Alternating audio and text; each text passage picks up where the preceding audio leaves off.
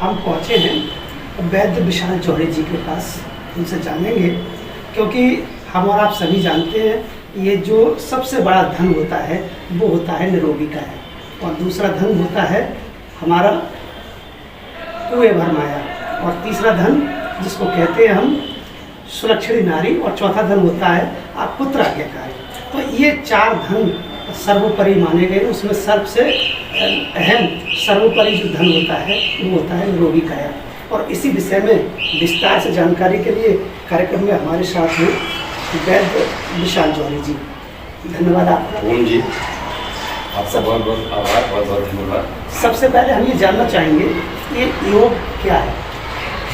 योग की अगर हम चर्चा करें, बात करें, तो ये अथाह है, अनंत है, इसका कोई अंत नहीं है। और योग हमारे पूर्वज जो ऋषि मुनि हुए वो सारे हमारे जो भारत की परंपरा रही है योग की, अध्यात्म की, ये बहुत हमें विरासत में मिला है हम भारतवासियों को। तो इसकी हमें बहुत ज़्यादा संजो कर रखना है, इसको संभाल कर रखना है। ये स्वर्ण और ये हीरे जवाहरात है, इनसे कहीं ऊपर इसकी पराकाष्ठा अगर हम करें तो बहुत सूक्ष्म होगी, बहुत कम होगी, क्योंकि इस यूनिवर्स में ये जो योग है वो मनुष्य शरीर को ही प्राप्त हुआ है, और ये इस मनुष्य शरीर में जब आता है, इस उतरता है योग जी, तो ये कई सारे कहना चाहिए कि बहुत सारे छोटे छोटे वृक्ष जो खुशबूदार होते हैं वो इस विश्व को, इस धरा को महकाते हैं।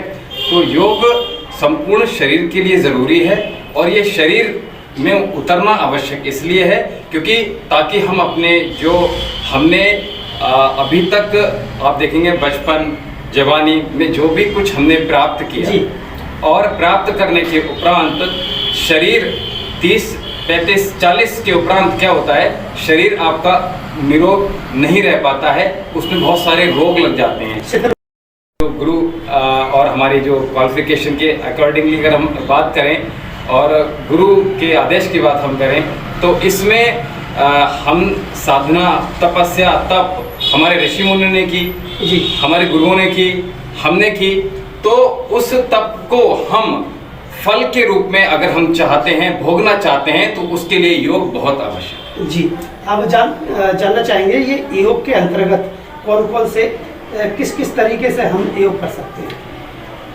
योग वैसे तो पूरा संसार, पूरा विश्व योग कर रहा है जी, और ये इसमें योग में जिसकी मर्जी आ रही है वो योग कर रहा है जी। लेकिन ये बिना शिक्षा के अगर हम योग में जाएंगे जी, तो आप देखेंगे कि उसके लोग, आप सुना होगा कि लोग 20 वर्षों से योग कर रहे हैं, लेकिन उनका मन वहां से छिटक गया क्योंकि उनका रोग कोई दूर नहीं हुआ जी।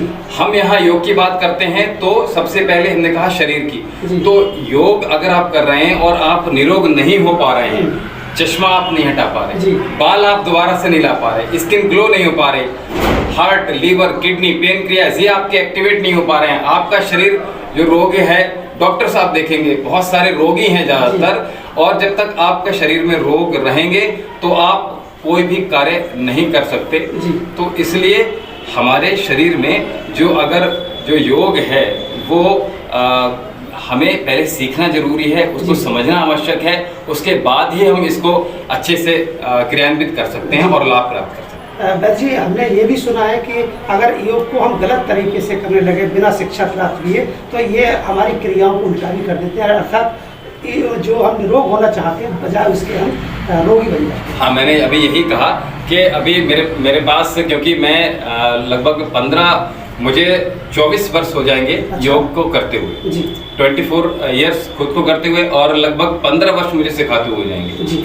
तो इतनी लंबी यात्रा में योग की मैंने कई बार देखा है कि जो मैं वैसे तो हर राज्य में लगभग मेरा जाना हुआ है योग के माध्यम से और अपनी आध्यात्मिक कथाओं के माध्यम से, तो उसमें मैंने नोट किया है कि लोग सिखा रहे हैं केवल पैसे की अर्निंग की वजह से, लेकिन पैसा अर्न आपको करना है क्योंकि हमारे गुरु कहते हैं अगर पहले तो शिक्षा प्राप्त करो, ये भारत की परंपरा रही है, और इसमें 4 जो आश्रम में बताए गए हैं, ब्रह्मचर्य, और गृहस्थ आश्रम, वानप्रस्थ और फिर संन्यास आश्रम। जी। तो ये हमें क्या सिखाते हैं कि हमने अंत में जाके हमने इस संसार जो भी हमने प्राप्त किया है उसको संसार को सौंपना है, जी। लेकिन सही क्रिया और सही तरीके से सौंपना है उसको। जी। अगर ऐसा हम नहीं करते हैं तो हम कहना चाहिए पाप के भागीदार होते हैं। तो इसलिए सीखेंगे तभी हमें लाभ प्राप्त होगा, अदरवाइज नहीं हो सकता। जी, योग करने का कोई निश्चित समय होता है दिन में? किस समय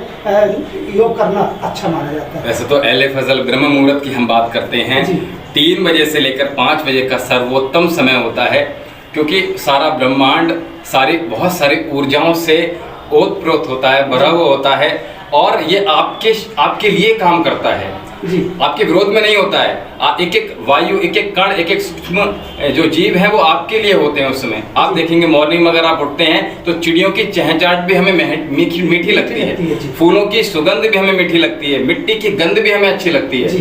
तो मॉर्निंग का समय होता है, सारा ब्रह्मांड सो रहा होता है उस समय, लेकिन जो ऊर्जाएं होती हैं वो जागृत अवस्था में होती हैं, इसलिए ब्रह्म मुहूर्त सबसे अच्छा होता है। उसके बाद आप तो अलग अलग समय है, प्रातः काल, सायं और फिर रोगानुसार अगर हम बात करें तो हम पूरे दिन भर भी योग कर सकते हैं। जी, रोगों के अनुसार कौन कौन से योग? आज के समय में देखिए मधुमेह की बीमारी है, श्वास की बीमारियां हैं, ये बहुत सारी बीमारियां हमारे जो श्रोता हैं उनको बहुत ज़्यादा होती हैं। तो ये जानना चाहेंगे कौन कौन से योग कौन कौन सी बीमारी में कारगर सिद्ध होते हैं?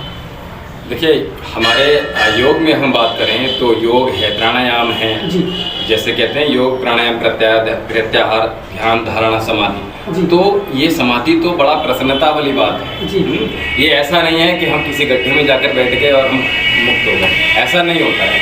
समाधि का मतलब ये हम अंदर से बिल्कुल एकदम से शांत होने के बाद और फिर जो रोगों की आपने बात करी, आपने कहा शुगर की बात करी जैसे, तो शुगर के लिए कपालभाति प्राणायाम अच्छा, बहुत अच्छा है। आपने जो मंडूक आसन है वो बहुत अच्छा है। आपने जो हमारे चलने वाली चीज़ है, जो लोग, अगर मैं ऐसा कहूँ, संसार में आप सवेरे जैसे आपने व्यक्ति होता क्या है, शरीर जो होता है हमारा थकता है जी, सुबह से लेकर शाम तक व्यक्ति उठा जी, और बहुत सारे कार्य किए, पढ़ाई लिखाई, कार्य, व्यापार इत्यादि जो भी कुछ कर रहा है वो अपने कर्म उसने किए, और कर्म करने के उपरांत व्यक्ति, नॉर्मल व्यक्ति ये सोचता है कि हम रात में सोए और सवेरे उसको मतलब रात में रेस्ट मिल गया, शरीर को आराम मिल गया जी, और उसके बाद फिर काम पर चल गए। लेकिन ये इसमें त्रुटि क्या हो गई, यहाँ रोग की उत्पत्ति हो जाती जी। होता क्या है, शरीर आपका ज़्यादा ऊर्जा प्राप्त कर सके बिना रोग के, तो उसके लिए हमने रात में रेस्ट तो किया, लेकिन मैंने कहा आपने सवेरे 1 घंटा अपने शरीर को योग के लिए जरूर देना है। तो आपने शुगर की बात करी, तो मैंने कहा मंडूक आसन है, उसके लिए योग मुद्रा आसन है, कपालभाति है, और आपका जो भुजंग आसन है, बहुत सारे अभ्यास हैं जो शुगर के लिए मात्र, क्योंकि हमारे कहते हैं जैसे आयुर्वेद औषधि होती है हमारे, तो उसमें एक औषधि लगभग 80 रोगों में काम आती है। वैसे ही एक औषधि में जो अभी लगातार इस पे काम कर रहा हूँ, लगातार शूटिंग मैं अपने YouTube चैनल पर भी बता रहा हूँ, एक एक मुद्रा के कई सारे लाभ हैं, एक एक प्राणायाम के कई सारे रोगों में लाभ हैं, एक एक आसन के बहुत सारे लाभ हैं, तो मैं इसी पर लगातार काम कर रहा हूँ जी। बात करें सूर्य नमस्कार की। सूर्य नमस्कार जी, सूर्य नमस्कार से कौन कौन से रोग हमारे जो होते हैं वो दूर होते हैं, और सूर्य नमस्कार करने का सही समय क्या होता है? सूर्य नमस्कार, वैसे एक कार्यक्रम की मैं थोड़ी सी बताऊंगा। एक बार मैं कार्यक्रम कर रहा था तो कुछ लोगों के मन में ये था कि सूर्य नमस्कार केवल सनातन धर्म के लिए, ये मैंने कहा योग हमारे संपूर्ण मनुष्य जाति के लिए, और संपूर्ण जाति इससे स्वस्थ होती है। आपने कहा सूर्य नमस्कार, सूर्य नमस्कार कहना चाहिए आसनों का पिता है जी। और आसन की हम जब बात करते हैं, सूर्य नमस्कार की जब हम बात करते हैं, तो इसका समय वैसे तो मॉर्निंग का समय है। आप जब सूरज निकल रहा हो, लालिमा सूरज पे छाई हो आसमान में, उस वक्त बहुत अच्छा इसका लाभ प्राप्त होता है। इससे होने वाले जो लाभ हैं, रोगानुसार हम बात करते हैं तो आपकी बॉडी फ्लेक्सिबल होती है जी, बच्चों की हाइट बढ़ती है जी, बाल झड़ते नहीं है, आँखों की जो रोशनी है वो बरकरार रहती है, हार्ट से रिलेटेड रोग नहीं होते हैं, लंग्स से रिलेटेड रोग नहीं होते हैं जी, शुगर नहीं रहेगी आपको, जो आपकी सबसे इम्पोर्टेंट जो चीज़ है स्पाइनल कॉर्ड मनुष्य शरीर में, वो एकदम से स्ट्रांग होती है, लंबर स्पाइन से लेकर सर्वाइकल तक जी। वो एकदम से स्मूथ हो जाती है, फ्लेक्सिबल हो जाती जी, रीढ़ की हड्डी। है। रीढ़ की है जी, और ये मुख्य हड्डी होती है हमारी। मुख्य हड्डी होती है। अगर ये व्यक्ति की जरा सी भी प्रॉब्लम हो जाए, माइनर सी भी प्रॉब्लम हो जाए इसमें, तो व्यक्ति अपंग हो जाता है। मेंटली भी वो कुछ नहीं बोल सकता जी। और फिजिकली वो चल फिर भी नहीं सकता। जी। ये स्थिति हो जाती है। जी। इसलिए मेरुदंड को हमें स्ट्रांग रखने के लिए और कहना चाहिए, अगर आपको चिरावस्था यानी अपनी यौवन को बरकरार रखना है जी। तो आप प्रतिदिन कम से कम 12 अभ्यास तो सूर्य नमस्कार कर लीजिएगा। अच्छा, सूर्य नमस्कार 12 बिल्कुल कर स्टेप। लीजिए। हाँ, और जब हम योग सिखाने की बात करते हैं तो अब चूंकि क्या है, हर व्यक्ति हर आसन, हर प्राणायाम, हर योग नहीं कर सकता। उसके लिए हमने मुद्राओं का निर्माण किया गया है। अच्छा। तो मुद्राएं आप जहां चाहे, आप बस में बैठे हैं तो भोजन के उपरांत भी कर सकते हैं। अच्छा। बड़ा मजेदार, बहुत आसान है और ऊर्जा प्राप्त होती है, सेंसेशन फील होना आपको शुरू हो जाते हैं आफ्टर 10 मिनट्स। अच्छा। बहुत आनंद आता है मुद्राओं में। चलते चलते हमारे जो श्रोता हैं आज 100.4 FM के माध्यम से, आकाशवाणी बरेली के माध्यम से आपको सुन रहे हैं, क्या संदेश देना चाहेंगे? सबसे पहले तो आपका बहुत बहुत आभार, आकाशवाणी का बहुत बहुत आभार कि आपने इस योग के ऊपर चर्चा हमसे आप कर रहे हैं। और मैं ये चाहता हूँ कि संपूर्ण जगत योगमय हो जाए और योगमय हो जाएगा, ताकि आप जो भी कार्य कर रहे हैं वो एक अलग, और जो लोग योग कर रहे हैं वो अलग, लेकिन हम इन दोनों को जब जोड़ देते हैं जी। तो जीवन में ऊर्जा होती है। आप जो भी कार्य कर रहे हैं, एक तो आपकी आयु जो होती है, ऐसा लगता है कि बच्चे जैसे आपकी बोलने की क्षमता, आपके शरीर का चाल ढाल, ये सब कुछ बदल जाता है। मन आपका बिल्कुल शांत, वाणी आपकी मधुर, और एकदम से कहना चाहिए कि ओज तेज व्यक्ति के जीवन में उतरता है। और मैं ये कहता हूँ कि स्वस्थ जीवन में परमपिता परमेश्वर निवास करते हैं। तो उसके लिए योगश, हमारे जो पतंजलि गुरु ने कहा है कि योगश चित्त वृत्ति निरोधा। श्री कृष्ण कहते हैं योगस कर्म सुकौशलम। और वहीं अगर हम गोरखनाथ की बात करें तो वो कहते हैं हसीबा खेलेबा धरीबा ध्यानम। तो ये जरूरी नहीं है, ये आप जहाँ भी हैं, जैसी भी स्थिति में हैं, आपको उन सब चीज़ों को मतलब सोचते हुए हम उन चीज़ों पर काम करते हैं लगातार। और प्रत्येक व्यक्ति को, चाहे बचपन में आप एजुकेशन ले रहे हों, चाहे आप जॉब कर रहे हों, व्यापार कर रहे हों, चाहे आप वृद्ध हो गए हों, अब कोई कार्य नहीं रह गया है, तो आप इन सब चीज़ों को मद्देनजर रखते हुए अपनी ज़रूरत के अनुसार उन सब चीज़ों को पढ़ें, उन सब चीज़ों को ज्ञान प्राप्त करें, सही गुरु के शरण में जाकर तब उनसे प्राप्त कर तब योग कीजिएगा। और बाकी अगर मैं कहूँ केवल देखकर योग आ जाएगा तो ये थोड़ा मुश्किल हो जाता है। इसको हमें थोड़ा सीखना तो जरूर पड़ेगा जी, तो हमें लाभ जरूर मिलेगा। जी, वैद्य आचार्य विशाल जौहरी जी, आज योग के विषय में विस्तार से हमारी और आपकी बातचीत हुई और हमारे श्रोता इसका लाभ सुन करके उठा पाए। बिल्कुल बिल्कुल, क्योंकि योग तो अनंत है, मतलब इसको हम जितना कम, आपने इतना सूक्ष्म चर्चा हमारी रही है आज, अगर ये चर्चा हम 1 घंटे 2 घंटे 3 घंटे भी करें तो बहुत अल्प है, क्योंकि ये प्रत्येक पल के लिए है, प्रत्येक मन के लिए है, प्रत्येक चेतना के लिए है और ऊर्जाओं से भरा हुआ योग है।